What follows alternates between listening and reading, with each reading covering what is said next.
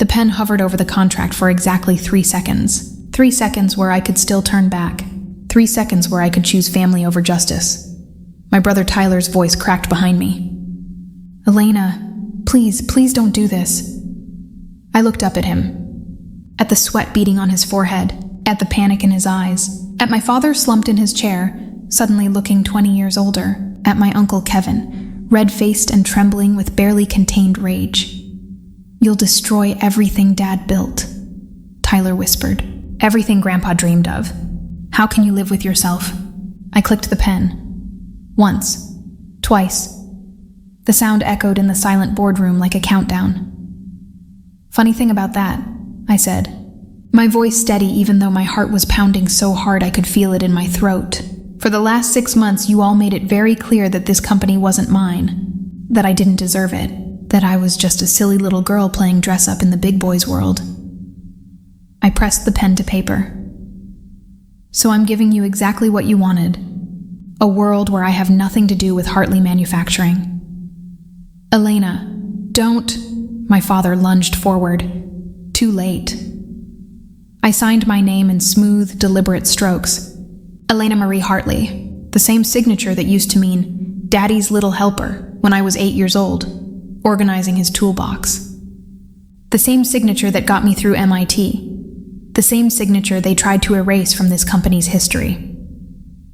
Jessica Cordova, CEO of Cordova Industries, our fiercest competitor for 15 years, smiled beside me as she countersigned. "Congratulations, Miss Hartley," she said, extending her hand. "Welcome to the winning team." Behind me, I heard my brother start to cry. But I'm getting ahead of myself. Let me take you back to where this nightmare actually started. If you've ever been betrayed by the people who were supposed to love you most, if you've ever been told you weren't good enough, smart enough, or strong enough to claim what's rightfully yours, then you need to hear this story. Because what I'm about to tell you isn't just about revenge. It's about survival. It's about what happens when you're pushed so far into a corner that the only way out is through everyone who put you there. So hit that like button, smash subscribe, and strap in. Because this is the story of how I went from Daddy's little disappointment to the woman who burned down a family dynasty with a single signature. Let's go. My name is Elena Hartley, and for 27 years, I believed in fairy tales. Not the princess kind. Though I'll admit, I did have a Cinderella phase when I was 6. No, I believed in the fairy tale that family meant loyalty, that blood meant protection, that if you worked hard enough and loved deeply enough, the people closest to you would never, ever hurt you. God, I was naive. Hartley Manufacturing was founded by my grandfather, Robert Hartley, in 1978. He started in a garage in Milwaukee, cliched, I know, making specialized industrial parts for automotive companies. By the time I was born, we were pulling in $30 million a year. By the time I graduated high school, we'd just crossed $75 million in annual revenue. I grew up in that factory. My earliest memory is sitting on Grandpa Robert's shoulders, him pointing at the assembly line and saying, "See that, Elena Bean? That's the future we're building. And someday, when you're big enough, you're gonna help me build it even bigger." I took that promise seriously. While other kids played with Barbies, I played with circuit boards. While they watched cartoons, I watched Grandpa tinker with machinery in his workshop. By age 12, I could strip down and reassemble a hydraulic press. By 15, I was designing efficiency improvements for our production line. "You've got your grandfather's brain," my dad would say, ruffling my hair. "Sharp as a damn tack." When Grandpa Robert died of a stroke when I was 17, I thought my world was ending. I remember standing at his funeral, watching them lower the casket, feeling like I was losing the only person who truly saw me.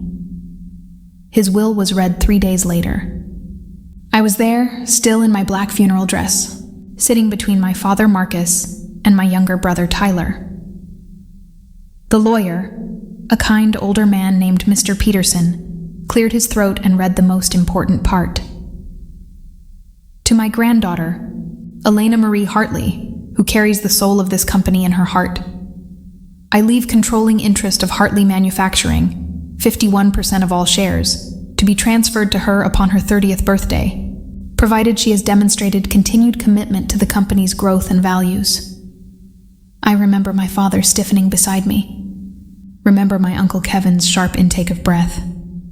But I also remember my dad squeezing my shoulder and saying, "He knew you'd take care of it, sweetheart. He knew." I believed him. God, I believed him. I threw myself into that company like it was a religion. Got into MIT on a full scholarship, mechanical engineering with a minor in business management. Graduated summa cum laude. Spent my summers interning at Hartley Manufacturing, learning every department from the ground up.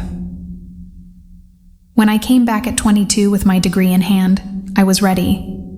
Ready to prove I deserved Grandpa's faith in me, ready to make my family proud.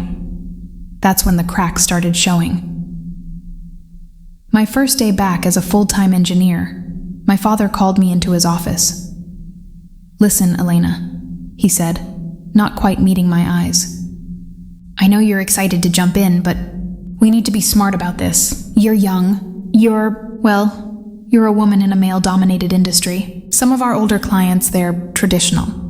"So?" I asked, genuinely confused. "So we're going to have you work behind the scenes for a while. Do the technical work. You're brilliant at that. But let Tyler and your Uncle Kevin handle the client-facing stuff. Just until you've built up more experience." "Dad, I have an MIT degree." "Which is incredible, honey. I'm so proud of you." He smiled, but it didn't reach his eyes. "But degrees aren't the same as real-world experience. Trust me on this. It's for your own good." I trusted him. Why did I trust him? So I worked behind the scenes, designed a new cooling system for our industrial presses that increased efficiency by 23%, redesigned our supply chain logistics, saving the company $400,000 in the first year alone, personally courted a major contract with an aerospace manufacturer that brought in $8 million in revenue, and watched my brother Tyler, who'd barely scraped through a state school, business degree, take credit for every single thing. Great instincts, Tyler. My father would crow at board meetings while I sat in the back, invisible. "You're a natural." When I protested, politely, always so politely, my father would pull me aside. "Elena, sweetheart, I need you to be a team player here. Tyler needs confidence. He's struggling to find his place. You're so much smarter than he is. Can't you just let him have this?" So I let him have it. And the next thing, and the next thing. 5 years of this. 5 years of working 60-hour weeks, of pouring my soul into innovations and strategies and designs, only to watch my brother get promoted to vice president while I remained a senior engineer. "You're doing such important work where you are," my uncle Kevin would say whenever I asked about advancement. "We need your technical expertise. Why would you want to waste that talent on boring management meetings?" But I started noticing things. Little things that didn't add up, like how conversations would stop abruptly when I entered a room. How my father and uncle would exchange these quick, loaded glances whenever I mentioned my upcoming 30th birthday, now just 8 months away. How Tyler had started strutting around like he already owned the place, making major decisions without consulting anyone, redecorating the executive offices, hiring his frat buddies for management positions. "You're being paranoid," I told myself. "They're your family. They love you." But paranoia has a funny way of being proven right. It was a Thursday night in October. I remember because it was supposed to be my parents' anniversary, and the office should have been empty. I'd been in Chicago for a supplier meeting that ran late. Got back around 10 p.m., stopped by the office to grab my laptop before heading home. The building was dark except for one light glowing on the 3rd floor. The conference room. I heard voices as I approached. My father's deep rumble, Uncle Kevin's nasal whine, Tyler's cocky laugh, and someone else.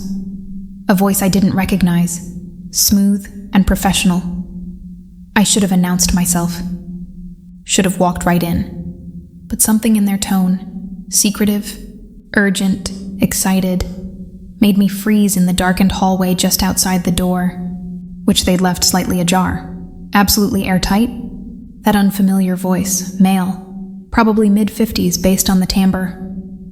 "I don't want any surprises here, Marcus." "It's perfect, Thompson," my father, sounding more animated than I'd heard him in years. The amendment to the will was filed 6 months ago. Elena doesn't know it exists. My blood turned to ice. Explain it again, my Uncle Kevin said. I want to make sure we're all crystal clear. It's simple, the stranger, Thompson, apparently a lawyer, replied. I heard papers rustling. Robert Hartley's original will stipulated that Elena would receive 51% of the company upon turning 30. However, it also included a provision that this transfer could be nullified if the current board of directors unanimously agreed that the recipient had failed to demonstrate sufficient leadership capability and emotional stability to manage the company. Which she hasn't, Tyler said immediately. I could hear the smile in his voice. She's way too emotional, too soft. Remember that time she cried when we had to do layoffs during the 2020 downturn? She cried because we were cutting 17 people right before Christmas. You sociopath, I thought, but obviously didn't say out loud, because I was frozen in the hallway, barely breathing. We've been documenting everything, my father continued. Every time she's pushed back on a decision, we've logged it as emotional instability and inability to accept leadership guidance. Every time she's advocated for employee benefits or safety upgrades, we've recorded it as financially reckless decision-making. We've built an airtight case that she's not suitable for majority ownership. And once the board votes to nullify the transfer? Thompson asked. Then we redistribute the shares according to demonstrated competency and actual contribution. My Uncle Kevin sounded gleeful. Actual glee in his voice. Marcus gets 40%, I get 35%, Tyler gets 20%, and Elena, well, we'll be generous. She can keep 5%, as long as she doesn't make waves. And if she fights it, the lawyer pressed. There was a long, heavy pause. Then my father spoke, and his voice was so cold, so utterly devoid of the warmth I'd associated with Dad my entire life, that I felt something fundamental break inside my chest. Then we destroy her. We release all the documentation we've compiled showing her incompetence. We make sure every company in the industry knows she's unstable, emotional, unreliable. We make her unhireable. And we make it clear that if she continues to be a problem, we'll stop paying for her mother's medical care. My mother, who'd been diagnosed with early-onset Alzheimer's 2 years ago, who needed round-the-clock care that cost $15,000 a month, care that I'd assumed was coming from family funds, but which I now realized was being held over my head like a guillotine. She'll fall in line, my father continued. Elena's always been weak. Always been desperate for approval. One stern conversation and she'll sign whatever we put in front of her. Just like always, Tyler added, and they all laughed. They laughed. I don't remember walking back to my car. Don't remember the drive home. I came back to awareness sitting in my apartment parking lot at 2 a.m., my hands still gripping the steering wheel so tight my knuckles were white, my entire body shaking like I was hypothermic. I think I was in shock. Actual clinical shock. The people I'd loved most in the world, the people I'd sacrificed everything for, had been planning to rob me for months. Maybe years, had been systematically building a case to paint me as incompetent, unstable, unworthy. And they were going to use my mother's illness as leverage to keep me silent. Something happened to me in that car. The Elena who'd driven to Chicago that morning, the Elena who still believed in fairness and family and good intentions, she died. Just ceased to exist. What crawled out of that car and walked into my apartment was someone new. Someone colder. Someone who understood that in a world where your own father will destroy you for money, the only person you can trust is yourself. I didn't sleep that night, or the next night, or the night after that. I was too busy planning. First thing I did was secure my mother, called her care facility, set up a meeting with the director, and arranged to take over all payments personally from my savings. It would wipe me out financially, but she'd be safe.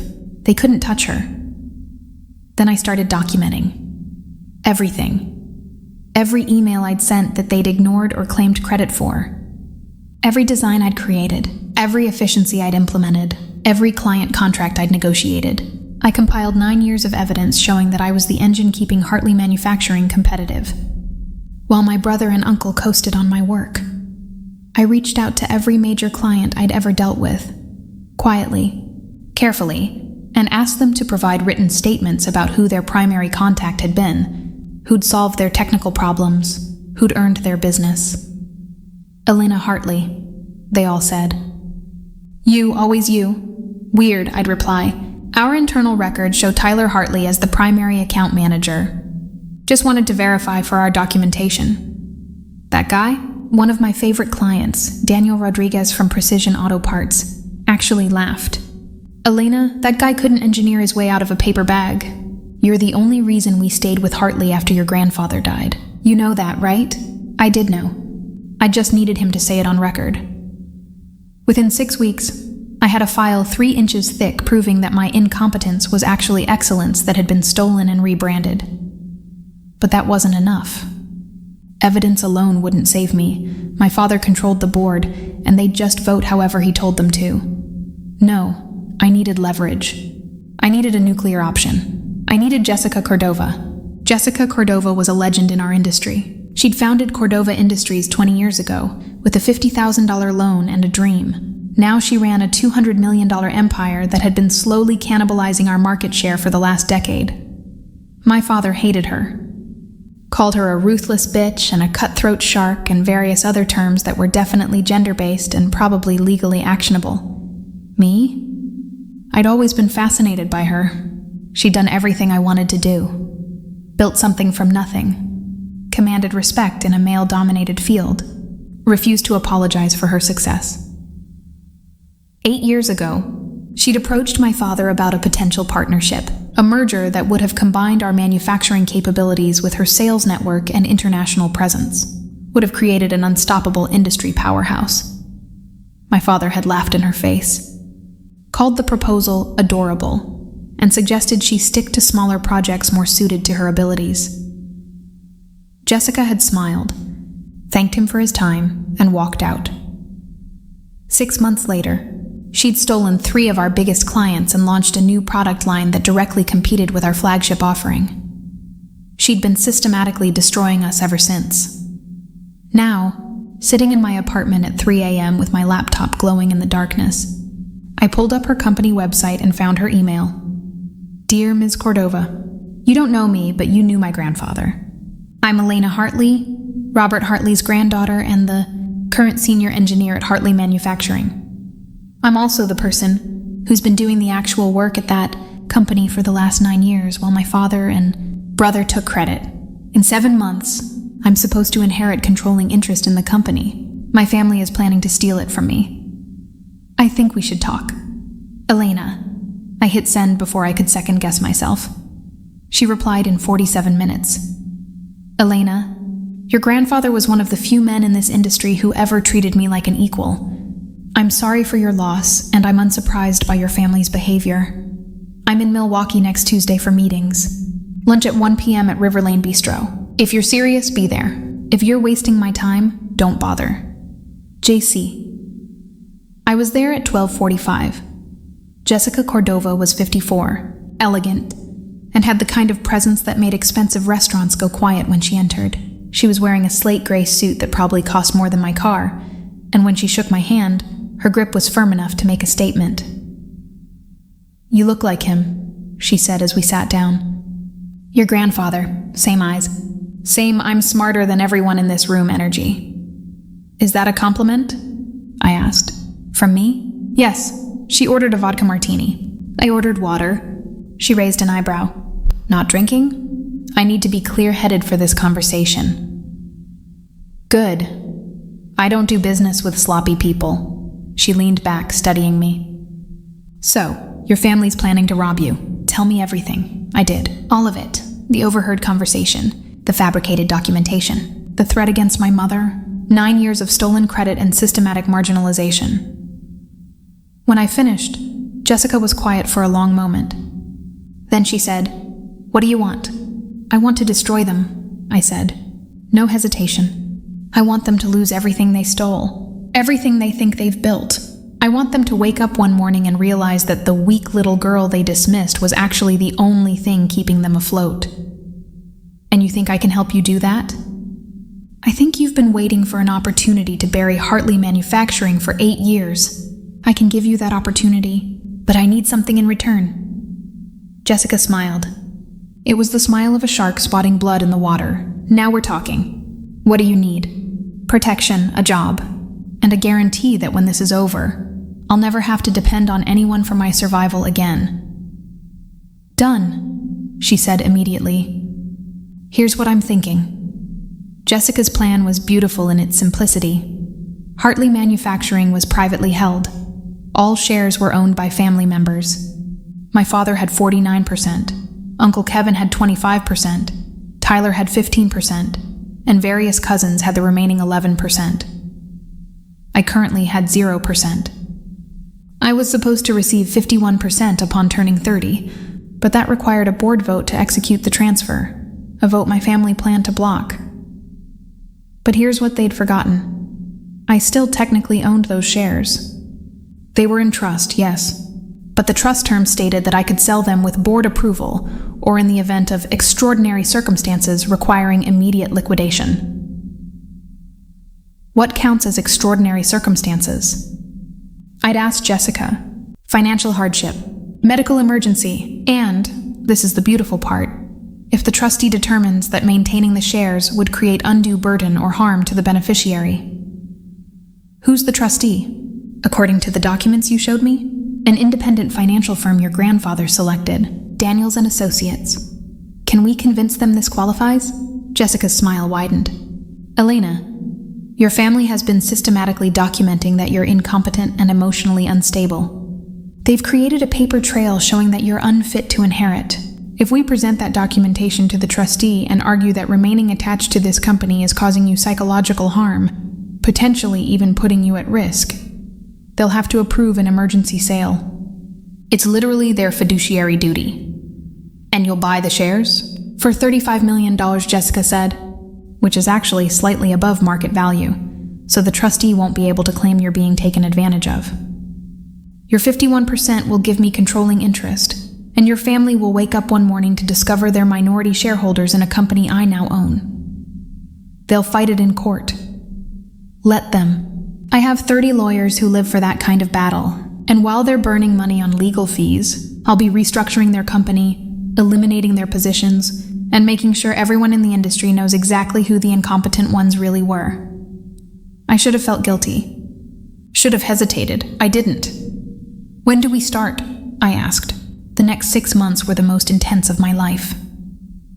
By day, I played the role of dutiful daughter and dedicated employee.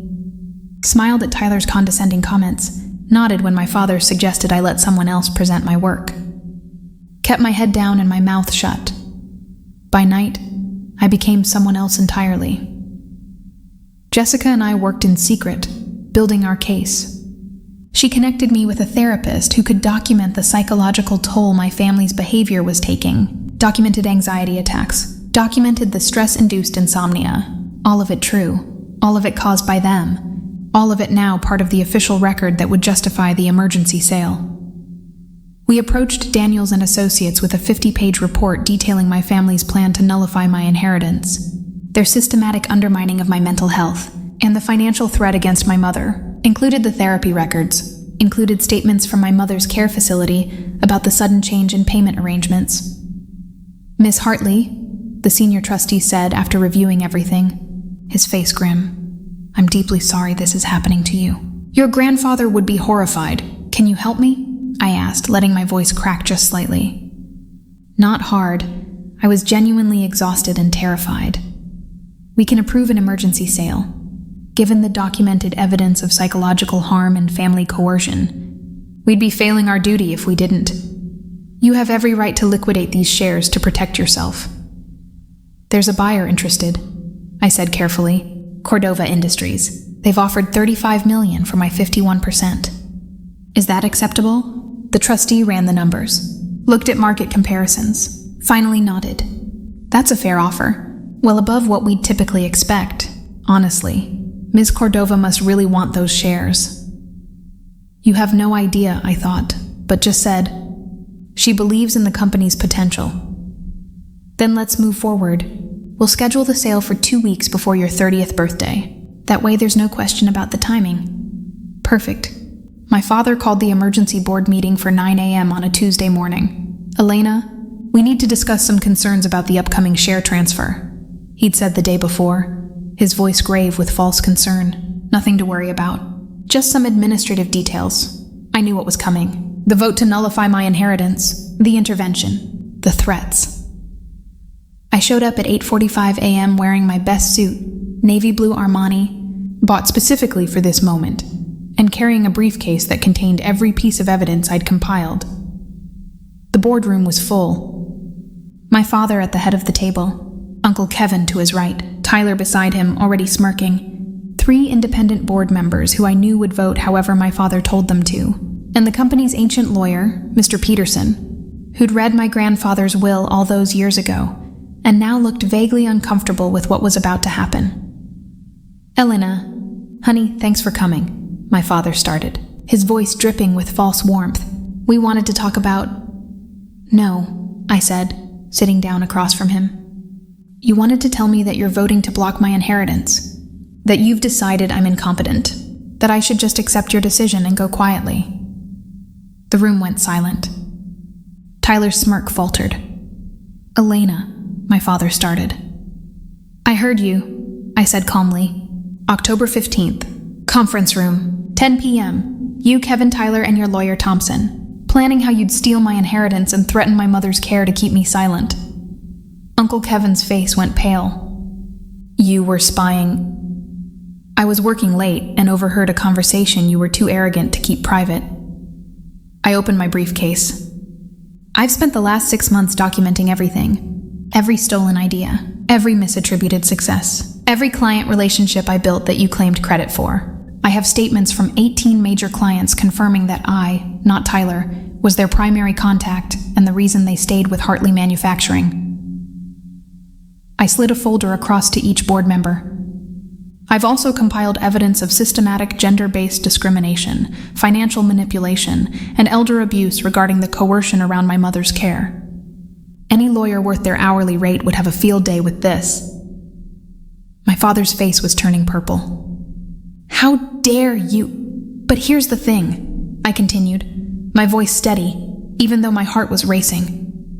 I don't need to fight you, because 3 days ago, the trustee approved an emergency sale of my shares due to the psychological damage your behavior has caused. The sale was finalized this morning at 8 a.m.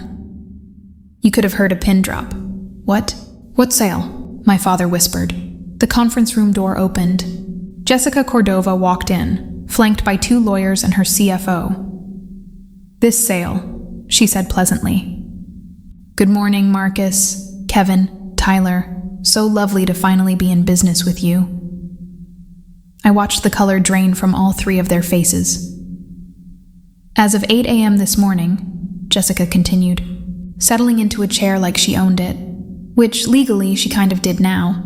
I own 51% of Hartley Manufacturing, which makes me the majority shareholder and, as of this moment, the acting CEO pending formal board approval, which, given that I now control 51% of the voting shares, is more of a formality. No, my father said. No, that's not. Elena, you can't. The shares weren't supposed to transfer until your birthday. Emergency liquidation clause, Jessica's lawyer said smoothly. All properly executed and approved by the trustee. We have all the documentation if you'd like to review it. Though I should mention, any attempt to challenge this sale will be met with immediate legal action, including release of all the evidence Ms. Hartley has compiled regarding your attempts to defraud her. You sold to her? Uncle Kevin was staring at me like he'd never seen me before. To Cordova? To our biggest competitor? Former competitor, Jessica corrected. Now I'm your boss. Well, temporarily. I'll be making some structural changes over the next few weeks. What kind of changes? Tyler's voice came out strangled. Jessica smiled. It wasn't a nice smile. Well, for starters, we'll be eliminating several redundant executive positions. We don't need a vice president whose primary skill is taking credit for other people's work. We also don't need a COO who hasn't actually improved operational efficiency in a decade. And we certainly don't need a CEO who's been systematically suppressing his company's most valuable asset. She turned to look at each of them in turn. You're all fired. Effective immediately. You'll receive the minimum severance required by your contracts. I believe that's 2 weeks' pay, and you have until end of business today to clear out your offices. You can't do this, my father roared, standing up so fast his chair crashed backward. This is my company. My father built this. No, I said quietly. Your father built this. You just inherited it, and you've been running it into the ground for the last decade while I held it together. Jessica's acquisition just saved this company from bankruptcy. You should be thanking her. Thanking, I'll sue. My father was shouting now, his face crimson. I'll sue both of you. You'll do nothing, Jessica's lawyer interrupted. Because the moment you file any legal challenge, we'll release Miss Hartley's documentation to every business publication in the country. We'll make sure everyone knows that Hartley Manufacturing only stayed afloat because of the granddaughter you tried to defraud. We'll make sure your names become synonymous with incompetence, nepotism, and fraud. Get out, Jessica said simply. All 3 of you. You're trespassing in my building. They left. What choice did they have? I watched from the conference room window as they walked to their cars. My father moved like a man in a daze. Uncle Kevin was already on his phone, probably calling lawyers. And Tyler looked up at the building before getting in his car. Looked right at the window where I was standing. He mouthed something. I'm pretty sure it was, "I hate you." I didn't react. Just watched him drive away. How do you feel? Jessica asked behind me. Numb, I admitted. Is that weird? I thought I'd feel triumphant or vindicated or something, but I just feel numb. That's normal, she said. You just nuked your entire family. The emotional processing comes later. Trust me, she handed me an envelope. As we discussed, your payment for the shares, $35 million minus trustee fees and taxes, should come out to around $22 million in your pocket. $22 million, more money than I'd ever imagined having. Enough to take care of my mother for the rest of her life. Enough to never depend on anyone again. And the other part of our deal? I asked. Chief Innovation Officer. $200,000 base salary plus equity. Full authority over product development and engineering. You'll report directly to me, and I don't micromanage. She extended her hand. Still interested? I shook it. When do I start? How about next Monday? Take a few days to process all this. You've earned it. That was 14 months ago. I'm 28 now. Still not 30 yet, ironically. I'm the Chief Innovation Officer of Cordova Industries, overseeing a team of 47 engineers. I've filed 8 new patents in the last year. The products I've developed have brought in $47 million in new revenue. And Hartley Manufacturing, the company my grandfather built, it still exists. It's now a wholly owned subsidiary of Cordova Industries. Jessica kept most of the workforce, the actually talented people who'd been held back by terrible leadership. She brought in competent management. The company's revenue is up 34% year over year. It's thriving. It just doesn't belong to the Hartleys anymore. My father tried to sue, of course. Spent 8 months and probably $500,000 in legal fees. Got nowhere. The sale was completely legal. And the moment his lawyers saw the evidence I'd compiled, they advised him to drop it. He sends emails sometimes, long rambling things about family and forgiveness, and how I destroyed his legacy. I don't read them. They go straight to a folder labeled Archive that I never open. Tyler reached out once through a mutual friend. Wanted to talk. Apparently he'd burned through most of his money and was looking for work. Wondered if I could put in a good word with Jessica. I told the mutual friend that Tyler should try applying through the normal HR channels. Haven't heard anything since. My mother, she doesn't really remember most of what happened. The Alzheimer's has progressed, but in her clear moments, she smiles at me and says, "Your grandfather would be so proud, baby girl." I think he would be. I hope he would be. Because I didn't destroy his legacy. I saved it. I took it away from people who were grinding it into dust through ego and incompetence, and I gave it to someone who could actually steward it properly. And yeah, I got paid $22 million in the process. And yeah, I watched my father and brother lose everything they thought they'd built on my back. Did it feel good? Honestly, yes and no. The revenge part felt incredible for about 48 hours. Watching their faces when Jessica walked in, hearing Tyler's voice crack when he realized what I'd done, that was satisfying. Really, deeply satisfying in a primal way. but then the numbness set in. And then grief, because I didn't just lose a company, I lost my family. My father hasn't spoken to me in over a year. My brother sent me one email calling me a traitorous bitch, and then blocked me on everything. Extended family took sides. Most of them chose the men with the loud voices over the quiet girl who'd apparently gotten too big for her britches. Thanksgiving last year, I ate Chinese takeout alone in my apartment. Christmas, I worked. 16-hour days, burying myself in projects so I didn't have to think about the fact that I was completely alone. But somewhere around February, something shifted. I woke up one morning and realized I wasn't anxious anymore. That constant knot in my stomach, the one that had been there for years, the one that tightened every time I had to go into work and face people who were systematically undermining me, it was gone. I wasn't walking on eggshells, wasn't second-guessing every word, wasn't watching my brilliant ideas get stolen and repackaged by my mediocre brother. I was just free. Free to be good at my job without apologizing for it. Free to advocate for myself without being called emotional. Free to succeed without someone waiting to tear me down. And yeah, I paid for that freedom with every relationship I'd had since birth. But here's what I've learned. Some prices are worth paying. Jessica became something I never expected. A mentor. A friend even. She taught me things my father never did. Like how to negotiate without apologizing. How to command respect without asking permission. How to be brilliant and powerful at the same time.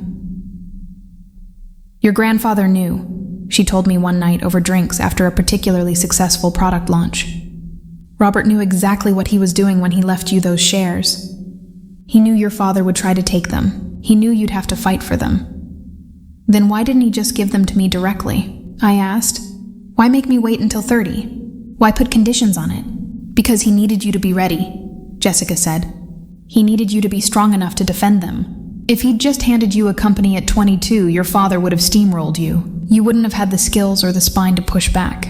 But now, she raised her glass. Now you're dangerous. Now you're someone nobody will ever underestimate again. I clinked my glass against hers. Is that a compliment? From me? Always. 3 months ago, we landed a $67 million contract with Boeing.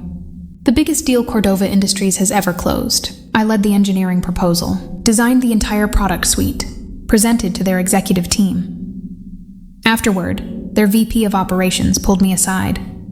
Elena, that was the most impressive technical presentation I've seen in 20 years. When we looked at your background and saw you worked at Hartley Manufacturing, we almost didn't take the meeting. That company's been declining for years. But you're clearly the exception. I don't work there anymore, I said. I can see why. Their loss, Cordova's gain. Our loss, I thought. Because it could have been ours if you'd just loved me more than you hated seeing a woman succeed. Last month, something happened that I wasn't prepared for. My father had a heart attack.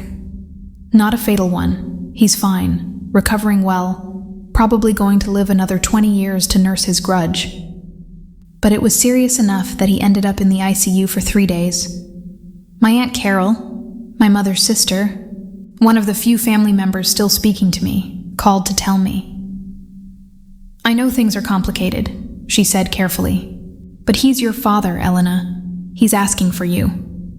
I almost said no. Almost told her that the man in that hospital bed had stopped being my father the moment he decided to steal my inheritance and threaten my mother's care. But something, guilt, curiosity, maybe just the stubborn hope that people can change, made me go. I walked into that hospital room at 7 p.m. on a Tuesday. My father looked small in the bed, diminished in a way I'd never seen. All the bluster and rage that had defined him seemed to have leaked out, leaving behind just a tired old man with tubes in his arms. Elena, he said when he saw me. His voice was hoarse. You came. Aunt Carol said you wanted to see me. I did. I do. He was quiet for a moment, staring at his hands. They tell me I need to reduce stress, make peace with things. The doctor says another attack could kill me. Okay, I said neutrally, staying by the door, not sitting, not getting comfortable. I need you to know."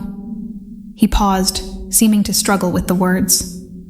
"I need you to know that I didn't do it because I didn't love you." My jaw tightened. "Then why did you do it?" "Because I was scared." He looked up at me then, and I was shocked to see tears in his eyes. "Your grandfather, my father, he was brilliant. He built something incredible, and I spent my whole life knowing I could never measure up, could never be the man he was. When he died and left me in charge, I was terrified I'd destroy everything he'd built." "So you decided to destroy me instead?" He flinched. "You were so much like him, Elena. So smart, so innovative, so sure of yourself. And watching you, this kid, this girl, do so effortlessly what I'd struggled with my entire life. It made me feel worthless. Every time you succeeded, it was like proof that he'd been right to doubt me." "Grandpa never doubted you. He left the company to you." My father's voice cracked. "Not to me. I was just the placeholder. Not to Tyler. Your grandfather barely tolerated him. He left it to his granddaughter because she was the only one worthy of his legacy. Do you have any idea how that felt?" I stared at him, at this man who'd shaped my entire life, who I desperately wanted to please for 27 years. And I felt nothing. No anger. No sympathy, just a cold, clear understanding. "So you decided to make me feel worthless instead," I said quietly. "You took 9 years of my life and made me believe I was never good enough. You stole my work, suppressed my success, gaslit me into thinking I was incompetent.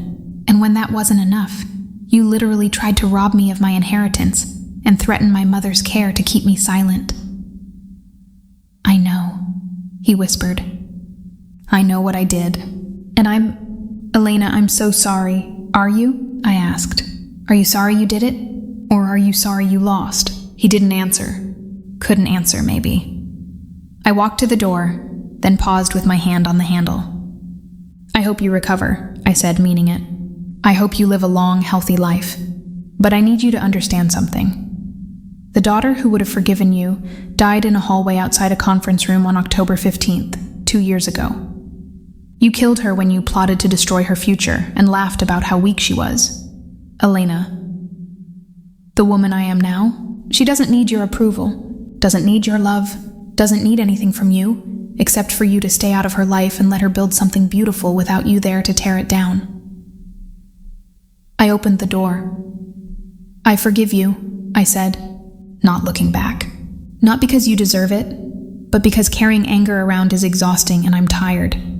But forgiveness doesn't mean reconciliation. It just means I'm done letting you live rent-free in my head." I walked out. Didn't look back.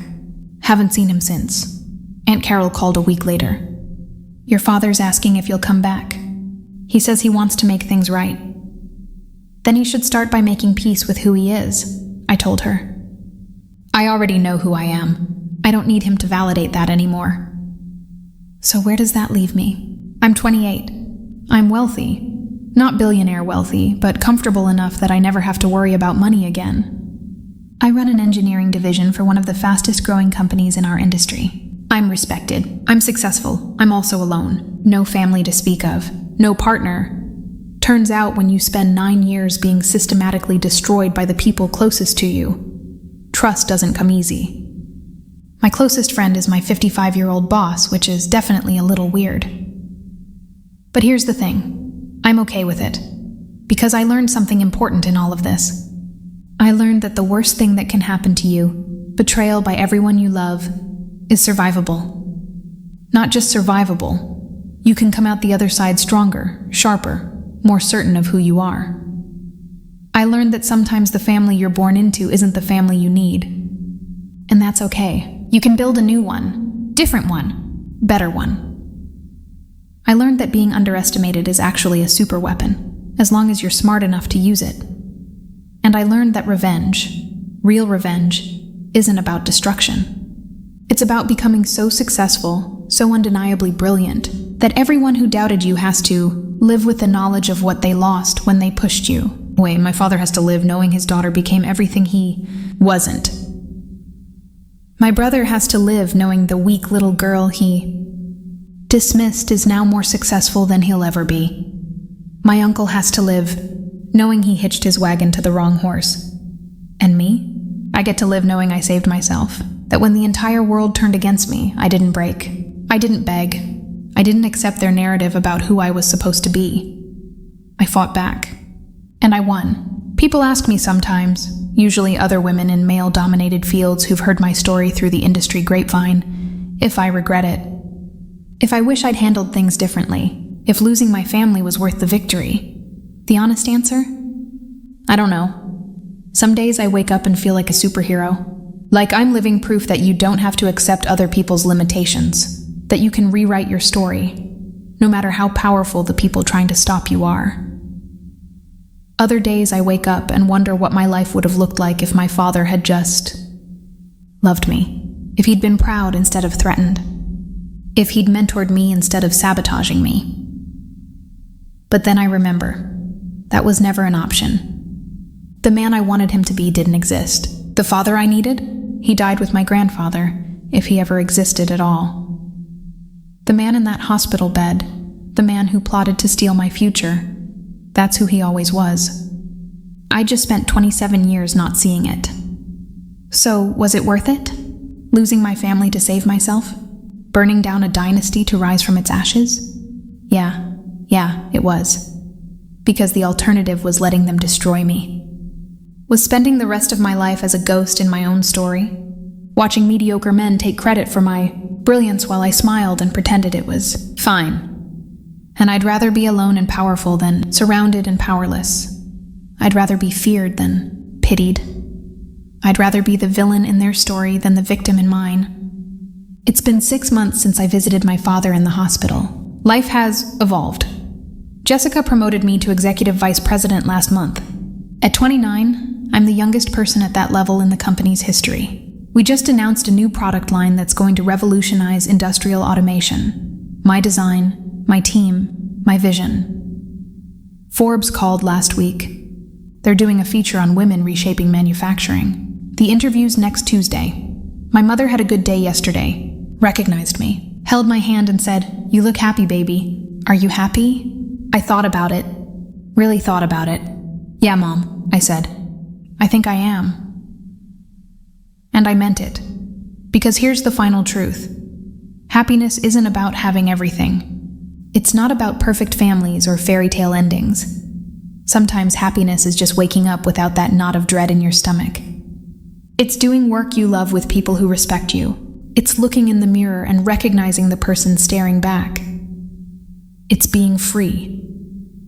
And freedom? That's worth any price. So, what's the moral of this story? That revenge is sweet? That family can betray you? That women have to fight twice as hard for half the respect? All of that's true. But that's not the point. The point is this. You are not required to set yourself on fire to keep other people warm. Not for family. Not for tradition. Not for anyone. When people show you who they are, when they systematically try to destroy you, believe them. And then do whatever you have to do to save yourself. Will it be hard? Yes. Will you lose people? Probably. Will you sometimes question whether it was worth it? Absolutely. But at the end of the day, you only get one life. And spending it being someone else's doormat, even if that someone else's family, isn't living. It's just slowly dying while pretending to be alive. I chose to live. Whatever that cost, it was worth it. If this story resonated with you, if you felt that fire in your chest when Jessica walked into that boardroom, or that satisfaction when my father realized he'd lost, then do me a favor. Hit that like button. Smash it, demolish it. Subscribe if you haven't already, because we've got more stories about people who refused to be victims, who fought back against impossible odds, who chose themselves when everyone else chose against them. And tell me in the comments, have you ever had to cut off family to save yourself? How did you do it? What did it cost you? Was it worth it? I read every comment, and your stories matter. You matter. Drop that comment, hit that subscribe button, and ring the notification bell so you never miss a video. And remember, the best revenge isn't destruction. It's becoming so successful that everyone who doubted you has to watch you win. See you in the next one.